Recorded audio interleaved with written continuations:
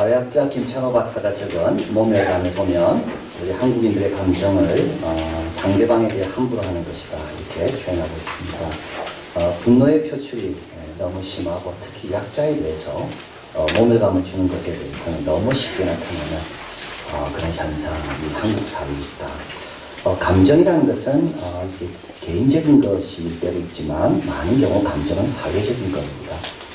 감정은 어떤 타고나는 그런 성격에도 영향을 받지만 실제로 내가 살아온 배경에 영향을 더 많이 받고 그래서 그 시대의 사람들이 갖고 있는 대표적인 감정을 보면 그 시대가 어떤 지금 문제가 있는지를 알 수 있다고 봅니다. 그래서 이제 세계 지도를 갖고도 감정의 색깔로 세계 지도를 표시할 수가 있는데요.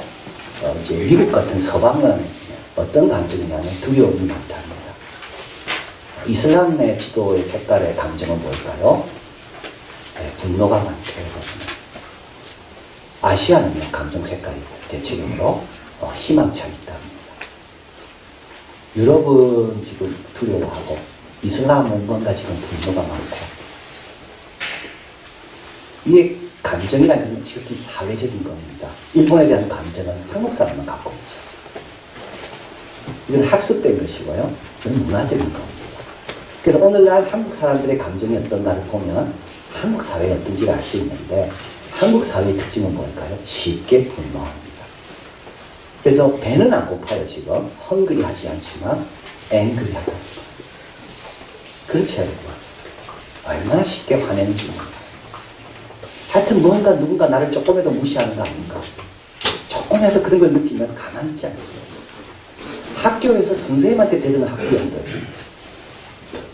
이건 서구에서는 이건 도저히 일어날 수가 없는 일인데 한국에서는 버젓이 일어납니다. 경찰서에 가가지고 행패 부리는 사람들. 서구에서는 도저히 용납 안 됩니다. 근데 경찰한테 얼마나 함부로 하는지 여러분 그러지 마시길 바라요. 죄송하다고 봐달라고. 그러세요. 겸손하세요. 왜 거기서 큰 소리 칩니까? 약자 앞에서 왜 큰 소리 치는지. 비행기 타고 갈 때 여자 승무원 앞에 모 회사 임원이 그래가지고 그게 뭡니까 그게. 받아들일 거는 받아들이고 겸손할 때는 겸손하고. 우리 한국 경우에는요 이게 인터넷 보면 대부분 다 드러나는 거예요. 한국에는 뭐가 댓글을 달잖아요. 댓글의 비율에 보면 선풀이라고 이게 좋은 말과 악풀, 나쁜 말이 있는데 선풀과 악풀이 선한 말은, 좋은 말은, 칭찬하는 말은 하나 나오고 비방하고 나쁜 말은 4개가 나오고 1대4예요. 근데 여러분 이게 심각하게 받아들여야 돼요. 왜냐하면 일본은 4대1이라는 겁니다. 댓글을 달 때 일본 사람들은 선한 거가 훨씬 4배가 많다는 거예요. 네덜란드 사람은요 9대1이래요. 누군가 뭐가 의견이 나오면 그에 대해서 긍정적이고 격려하는 의견이 9개가 나오면 그 중에 하나만 부정적이 나온다는 거예요. 한국은 무조건 남을 어떻게 깎아내려야 돼요. 그게 어디서 온 거겠어요? 이게요 자존감이 낮기 때문이에요. 자존감이 높은 사람이 남이 잘 돼도 흔들림이 없어요. 자존감이 낮은 사람은 괜히 그 사람 때문에 자기가 더 초라하게 보이니까 계속 깎아내리는 거예요. 자존감이 낮기 때문에 아주 예민해 있는 거죠. 그리고 한국 사람들은 행복감을 어디서 얻는가? 우리는 행복감을 성김과 어떤 봉사에서 얻는 게 아니라 우월감에서 행복감을 얻는다. 안 맞습니까? 언제 제일 행복합니까? 남이 잘 될 때 행복하나요? 아닙니다. 남이 안 될 때, 내가 잘 될 때, 우리 아이가 잘 될 때,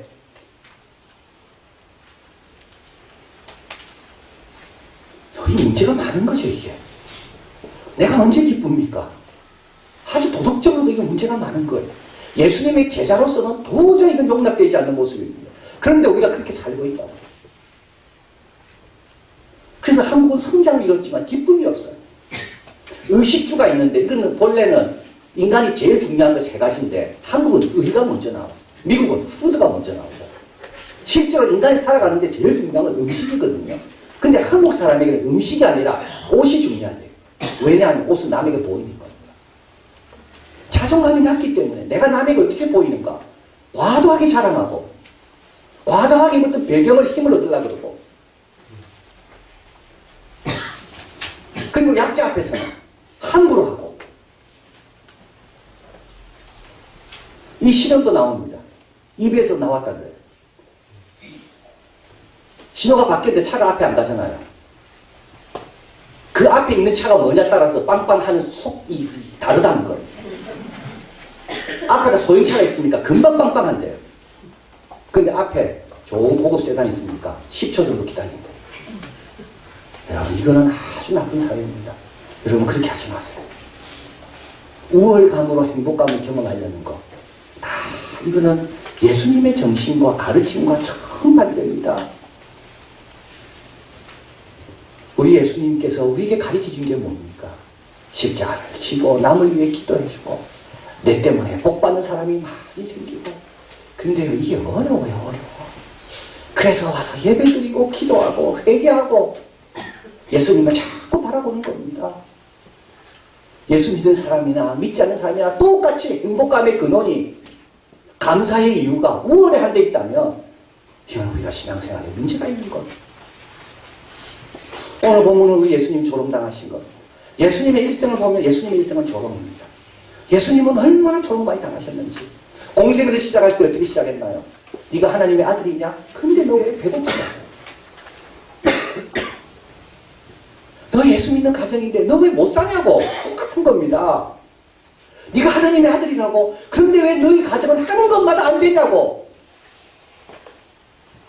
그때 예수님은 사람이 떡으로 살 것이 아니라 하나님 입으로 나오는 말씀으로 살 것이다. 성령 꼭대기에 예수님 데려갑니다. 뛰어내리라 그래요, 사탄이. 그러면 네가 하나님의 아들이면 천사를 보내 받아줄 거야.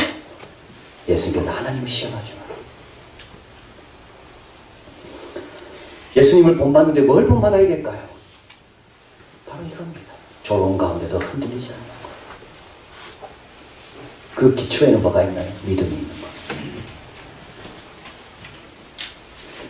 조롱은 언제 합니까? 우리 예수님께서 오병이의 기적을 행할 때는 조롱 안 받았습니다. 죽은 자를 살릴 때는 조롱 안 받습니다. 왜냐하면 조롱에 따라 큰일 나거든요. 그런데 예수님에 대한 조롱의 극치는 언제입니까? 예수님께서 십자가에 달리실 때입니다. 그래서 예수님의 십자가는 조롱으로 시작 조롱은 끝나요. 왜냐하면 조롱해도 괜찮은 인물이에요.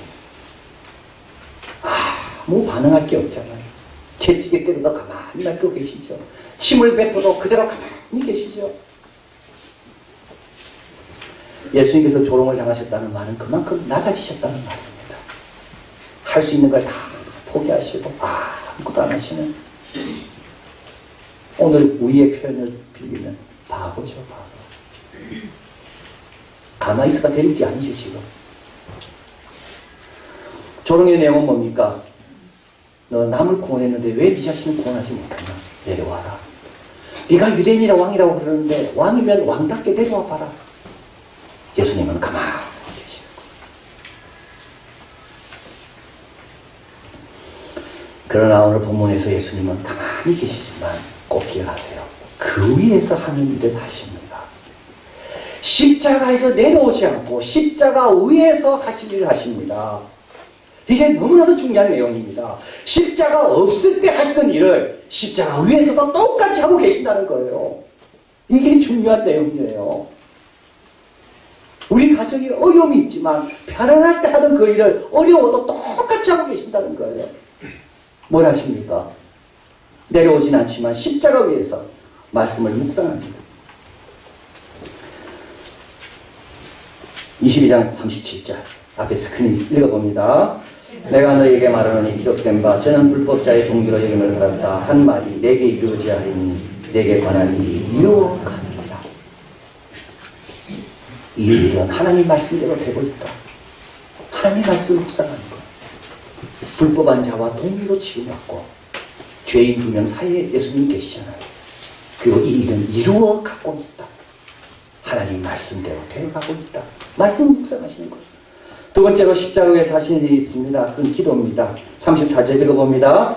이에 예수께서 가라사대 아버지여 저희를 사하여 주옵소서 자기 한 것을 알지 못함입니다. 46절 있습니다. 예수께서 큰 소리로 불러 가라사대 아버지여 내 영혼을 아버지 손에 부탁하나이다 하고 이 말씀을 하신 후에 운명하시며 예수님 기도는요, 컸다고 되어 있습니다. 그리고 예수님께서 죄를 용서하십니다. 이건 승리자의 모습입니다. 관대한 모습입니다. 예수님은 십자가 위에 있지만, 조롱받지만, 여전히 흔들림 없이 관대한 모습으로, 승리자의 모습으로 큰 소리로 기도합니다. 그리고 세 번째 43절 같이 읽어봅니다. 예수께서 이르시되 내가 진실로 내게 이르노니 오늘 내가 나와 함께 낙원에 있으리라 하십니다. 강도 한 명에게 구원을 선물로 주시는 겁니다. 너무나도 중요한 내용인 거죠. 예수님은 십자가 위에서 조롱 가운데서도 본인이 평소 하시던 일을 그대로 하고 계시는 겁니다. 여러분 보고 누가 그렇게 말할 수 있어요? 기도 그렇게 하면서도 아직까지 이 모양이냐? 근데도 예수님같이 되려면 여전히 기도하는 겁니다. 남을 위해 기도할 때 병이 났는데 왜 너 병은 못 고치냐? 예수님 같으려면 여전히 남을 위해 기도해 주는 겁니다. 말씀 공부하고 이제 5주간의 공부가 끝나가죠. 근데 달라진 게 하나도 없는데 그래도 여전히 성경 공부에 나오는 거.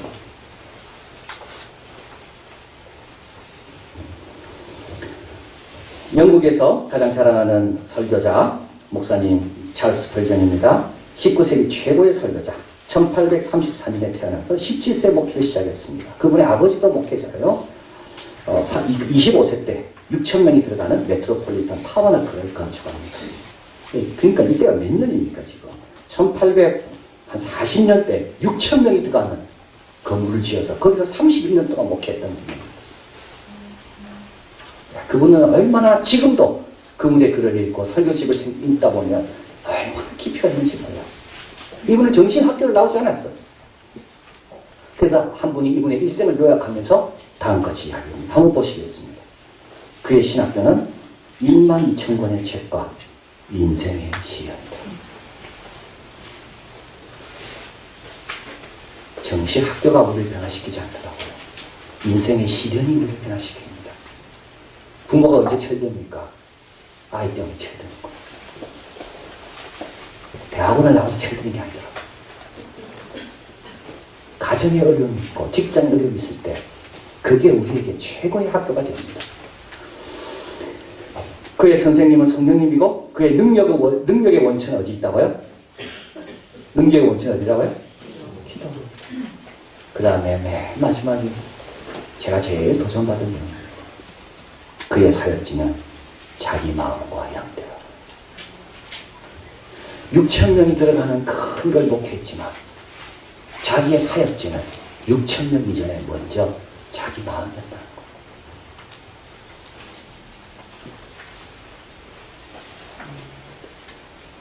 잠언 4장 23절 무릇 지킬 만한 것보다 더욱 내 마음을 지키라. 생명이 근원이 이에서 나오죠. 잠언 16장 30절 노하기를 더디하는 자는 용사보다 낫고 자기 마음을 다스린 자는 성을 위하는 자보다 나옵니다. 근데 이 마음이 언제 다스려집니까? 믿음이 있을 때 다스려집니다. 마태, 마가, 누가 이 세 작가가 예수님의 죽음을 묘사하는 강조점이 다릅니다. 마가는 성자의 유기, 하나님께서 아들을 버리시는, 그래서 엘리엘이라고 사막다. 그거 하나만 나옵니다. 마태는요, 성자의 정답성. 그래서 예수님 돌아가신 다음에 땅이 갈라지고 죽은 자가 일어납니다. 누가는요, 성자의 신뢰, 철저한 하나님의 신뢰. 그래서 예수님의 기도는 큰 소리라고 누가는 쓰고 있습니다.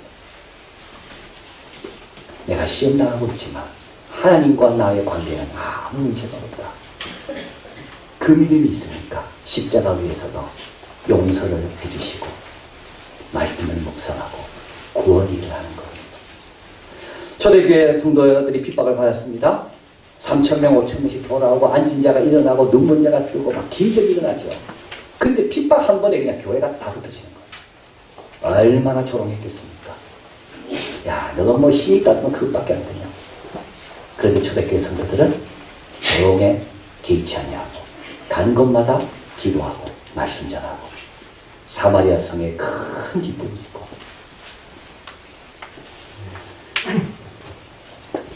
여러분 누가 조롱합니까? 매주 예배 드리는데도 여전하다고 영업하지 마세요. 기도해도 응답이 없이 여전히 우리 가정 어렵습니까? 흥분하지 마세요. 그 예수님이 닦는 거예요. 여전히 기도하는 거. 자, 마지막으로 조롱과 관련돼서 하나 더 우리가 생각해 볼 문제는 두 강도입니다. 조롱하는데 한 강도는 거기에 참여합니다. 자, 어리석은 사람이에요. 39절 한번 읽어볼까요? 달리 행악자 중 하나는 비방하여 가로되 내가 그리스도가 아니냐 너와 우리를 구원하라되. 남의 조롱 듣고 따라하는 사람들, 여러분 이런 사람들 되지 마시길 바라요.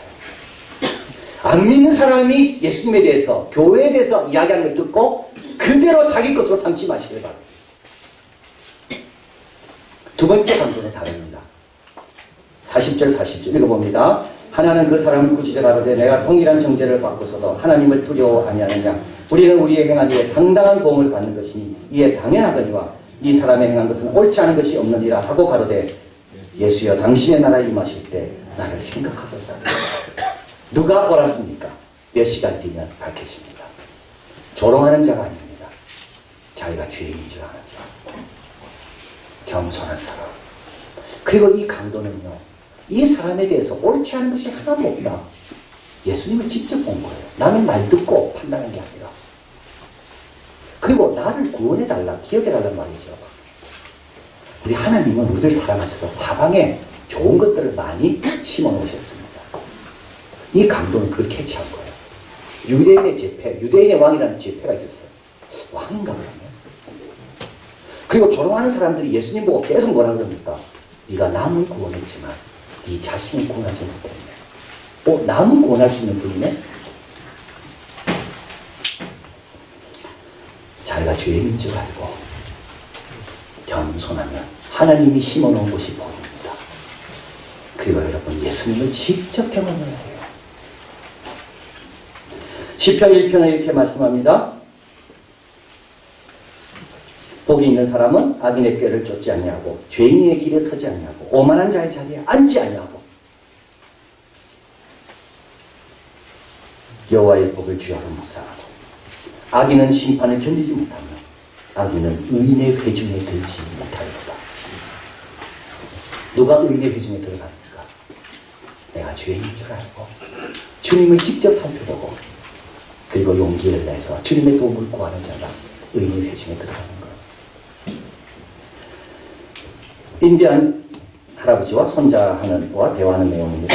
김찬호 박사가 지금 그 책에 나오는데요. 할아버지가 말합니다. 얘야, 마치 내 마음속에는 두 마리 늑대가 싸우고 있는 것 같구나. 한 마리는 복수심으로 가득 차 있고 화가 나 있고 폭력적인 놈이고 또 다른 한 마리는 사랑과 동정의 마음을 갖고 있단다. 이 두 마리가 내 안에 늘 있어.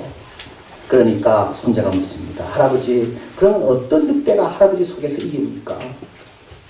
어떤 늑대가 더 강합니까? 할아버지가 말합니다.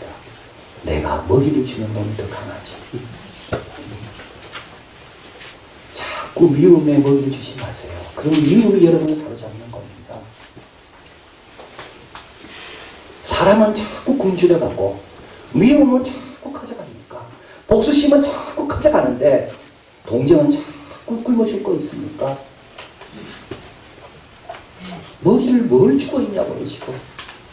끊임없이 행복감은 우월감에서 찾아가기 위해서 거기에만 먹이를 주고 있습니까? 우리가 얼마나 행복해야 됩니까? 천지는 없어지지만 내 말은 1.1도 없어지지 않는 그 말씀을 접할 수 있는 우리들. 천국의 열쇠를 갖고 우리가 열면 하늘에서 열리는 그 권세를 가진 우리들.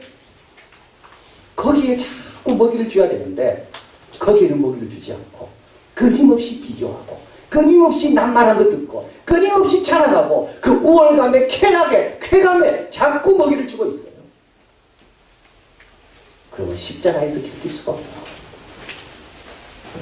그러면 의인의 회중에 들 수 없는 거예요. 히브리서 12장 2절 마지막으로 이번 설교의 결론 한번 읽어볼까요? 믿음의 주여 또 온전케 하는 예수를 바라보자. 저는 그 앞에 있는 즐거움을 위하여 십자가를 참으사 부끄러움을 개의치 아니하시더니 하나님 보좌 우편에 앉으셨습니다. 여러분 참 놀랍죠? 오늘 불렀던 찬양팀이 불렀던 찬양. 살아계신 주. 근데 그분은 조롱을 이긴 분이라는 거예요. 부끄러움을 개의치 아니하시더니 기도해도 응답 없는 걸로 부끄러워하지 마세요. 말씀이 열심히 섬기는데도 여전히 우리 가정 어려운 걸 부끄러워하지 마세요. 나는 구원 얻지 못했지만, 나는 여전히 아프지만, 나는 여전히 힘들지만, 나로 인하여 다른 사람이 좋아진 거 부끄러워하지 마세요. 보좌는 하나님 우편에만 있지 않습니다. 보좌는 십자가 위로 보좌입니다. 언제 보좌가 됩니까? 내가 미움을 다스리고 불신을 다스리고 원수 받는 걸 다스리고 그럴 때 십자가 위로 보좌인 겁니다. 부끄러움에 개의치 않고 계속 주님을 알아가고 잘 섬기는 우리가 되기를 진심으로 바랍니다.